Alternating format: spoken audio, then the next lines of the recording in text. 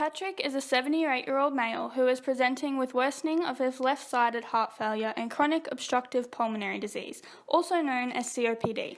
The modifiable and non-modifiable risk factors contributing to Patrick's respiratory symptoms include his body mass index, known as BMI, age and history of smoking. With Patrick's weight being 95 kilograms, height of 180 centimetres, Patrick's BMI is 29.3, classing him as pre-obese. As per Patrick's BMI, Patrick may have increased amounts of adipose tissue on his anterior thoracic and abdominal wall. Excessive adipose tissue on the anterior thoracic wall may result in insufficient pulmonary compliance, while excessive adipose tissue on his anterior abdominal wall inhibits diaphragmatic movement. This can result in reduced lung expansion, impairing Patrick's ventilation movements. This may result in ventilation perfusion mismatching and narrowing of the airway, which initiates air trapping within the lungs. Another modifiable risk factor is Patrick's history of smoking. Smoking releases poisonous chemicals into the airways and contributes to pulmonary deterioration. Some chemicals include hydrogen cyanide and carbon monoxide. Hydrogen cyanide inhibits cilia, resulting in gas exchange disruption within the alveoli. This prevents the removal of toxins and allows mucus buildup, resulting in inflammation and narrowing of the bronchi.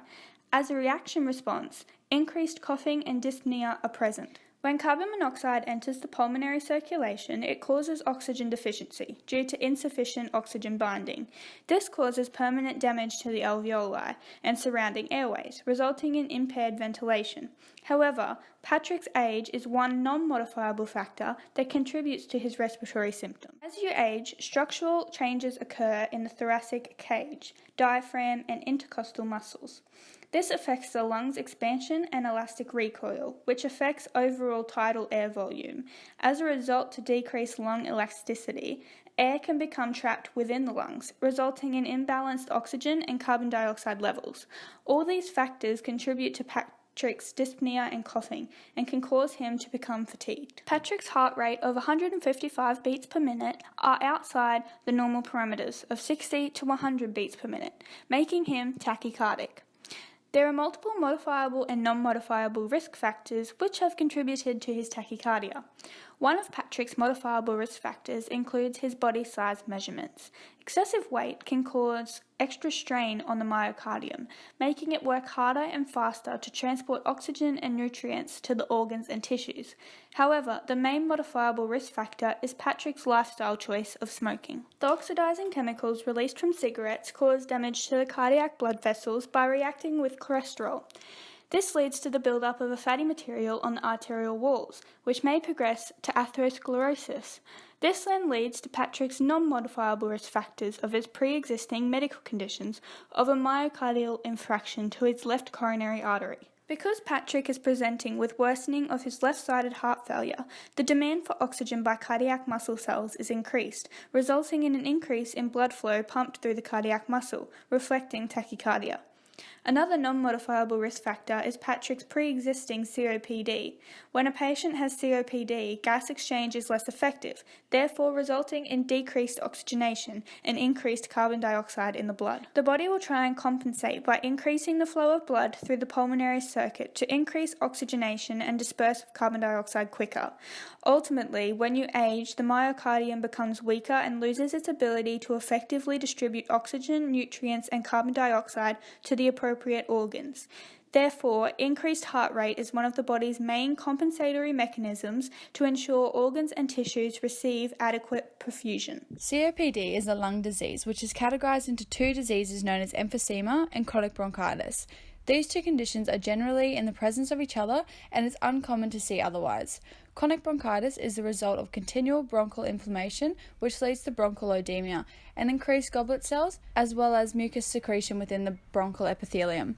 Excess mucus accumulates within the airways, resulting in impaired gas exchange and cilia function. This contributes to the insufficient respiratory defense mechanisms, which increases susceptibility to infections. This condition is associated with a cough that lasts for 3 consecutive months of 2 consecutive years and fluid retention. Emphysema is the destruction of alveoli walls by toxic particles, which weaken the alveolus and induce the breakdown of elastic tissue collagen. This results in loss of elasticity, while forcing the alveolus to separate, creating one large air sac. Alveoli deterioration leads to abnormal enlargement of air spaces distal to the terminal bronchiole, which contributes to loss of recoil. Loss of recoil results in reduced volume of air expiration, consequently leading to the accumulation of air in the lungs. These characteristics prevent efficient gas exchange, resulting in ventilation perfusion mismatching, which contributes to hypoxemia, hypercapnia, and decreased expiratory volume. Due to Patrick's extended history of smoking, his immune response is abnormal, which can cause an increase of inflammatory markers. This increase can cause further damaging to the alveoli sacs and deterioration of the lung tissue. This process helps initiate the development of emphysema and chronic bronchitis. MIs occur due to a sudden blockage in a coronary artery, stopping blood flow to that portion of the cardiac muscle. Patrick developed left-sided heart failure as a response to muscle death in the left coronary artery, resulting in an increased preload, afterload, and decreased contractility. Over time, if the left side of the heart experiences an increase in workload, it won't work sufficiently as a pump, which results in ventricular remodeling. Ventricular remodeling occurs in two phases, hypertrophy and dilation. Hypertrophy occurs within the ventricles and myocardial cells due to the oxygen demand, while contractility is decreased due to an increase in collagen deposits. During dilation, the ventricles also undergo enlargement due to the decreased contractility and the walls become less contractile. These alterations result in insufficient cardiac output, which affects the pulmonary circulation, causing pulmonary edema, and the systematic circulation, which activates the renin-angiotensin-aldosterone system, also known as the RAS system. The RAS system results in retention of salt and water, increased blood pressure, increased preload and afterload, and causes peripheral edema. Since developing COPD, gas exchange is affected due to hypoxemia and hypoxia to capillaries. This stimulates inflammation to the lining of the blood vessels, resulting in a systematic inflammation. This is a contributing factor for increasing the development of coronary artery disease, which narrows blood vessels. Due to the narrowed blood vessels, the heart is required to work harder in order to pump blood through these diseased vessels. As a result of this process occurring over years, it significantly contributes to causing left-sided heart failure. There is no evidence to suggest either condition influencing the other's development. However, the condition's individual symptoms and processes do influence the severity of the other condition. As both conditions worsen, it increases the workload of the heart and can influence the development of right-sided heart failure. Right-sided heart failure can develop from three main causes: left-sided heart failure and MI to the right side of the heart, or COPD. In Patrick's situation, he has been diagnosed with both left-sided heart failure and COPD. This demonstrates that Patrick is at a higher risk of developing right-sided heart failure. This occurs due to the hypertension increase in the pulmonary circulation, increasing the workload of the left side of the heart, which affects the systematic circulation. This results in an increase to the preload and afterload of the right side of the heart. This cycle continues increasing the workload from both the left side and the right side. As Patrick already has left-sided heart failure, this adds more stress onto the right side of the heart. This results in remodeling of the right side as well as blood accumulation and edema. Patrick's sodium levels of 150 millimoles per litre are outside the normal parameters of 135 to 145 millimoles per litre.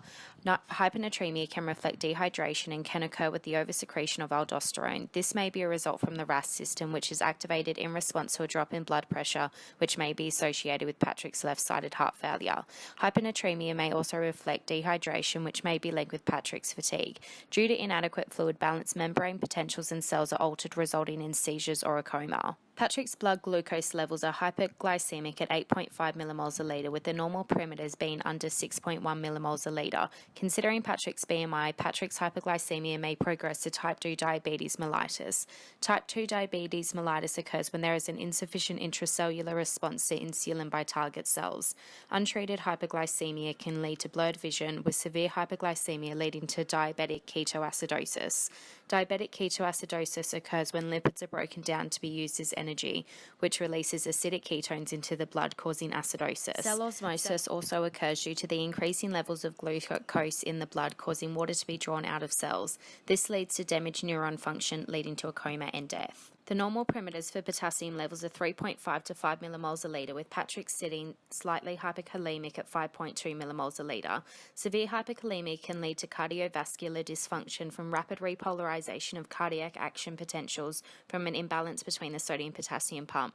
This can then lead to sympathetic nervous system damage, causing muscle contraction dysfunction, leading to potential paralysis. Patrick's calcium levels of 2.05 millimoles a litre indicate that Patrick is hypocalcemic, as normal blood calcium levels sit between 2.15 to 2.60 millimoles a litre. When hypocalcemia occurs, parathyroid hormone is secreted, which acts to break down bone matrix to increase calcium levels in the blood. Calcium reabsorption is then increased at the kidneys, which promotes the activation of vitamin D, therefore increasing more calcium reabsorption. If hypocalcemia continues to occur, synaptic neurotransmission may be altered, causing muscle contraction and neurological dysfunction. This can affect the cardiac muscle contraction, altering Patrick's heart function or resulting in neurological seizures. Patrick's LDL level of 3.5 millimoles a litre, HDL level of 0.8 millimoles a litre, and triglyceride levels of 4.2 millimoles a litre are abnormal. The normal parameters for LDL are under 2.0 millimoles a litre, HDL is above 1.0 millimoles a litre, and triglyceride under 2.0 millimoles a litre. Patrick's test result would indicate he has dyslipidemia. Dyslipidemia is abnormal lipid levels in the body and can increase the risk of atherosclerosis. Atherosclerosis leads to the accumulation of plaque, which affects arterial blood flow, resulting in lack of oxygen flows to cell. A cerebrovascular accident can be the consequence of atherosclerosis. Blood test which would appear to be abnormal is the B-type natriuretic peptide, also known as BNP blood test. BNP is a hormone produced by the heart in response to pressure changes within the myocardium. This blood test identifies if the heart is failing. The normal parameters for BNP fall under 450 picograms per milliliters for people aged 75 to 99 years. Considering Patrick's age and pre-existing left-sided heart failure, his BNP blood test would most likely be above the normal parameters, therefore identifying that Patrick has worsening of his left-sided heart failure.